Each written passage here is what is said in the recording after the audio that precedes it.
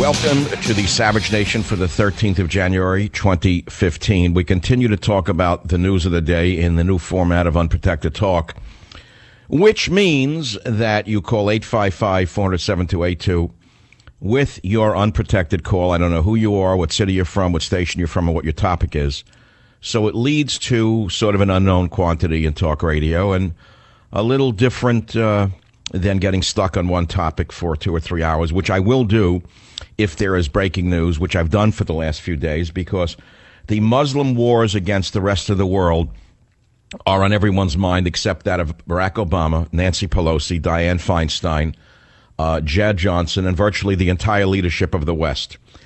Every citizen knows that we're facing annihilation because of the cowardice and the ostrich-like insanity of our leaders. Everyone knows this. So how can we not talk about it? How can we not talk about a topic when you have Jimmy Carter, a long-term fellow traveler with violence, tying the Paris attacks to Jews? As you know, Jimmy Carter is a long-term anti-Semite, in this case anti-Jewish, in my opinion, because if you say anti-Semite, it would mean anti-Arab. But no, he's not specifically anti-Semitic. Jimmy Carter is owned lock, stock, and barrel by the Palestinians in direct ways and indirect ways, in my estimation. You have to listen to, not quite yet, to what he had to say. He says the Israeli-Palestinian conflict is one of the origins of Islamist violence, which is one of the great lies that you'd expect from Adolf Hitler's ministry of propaganda.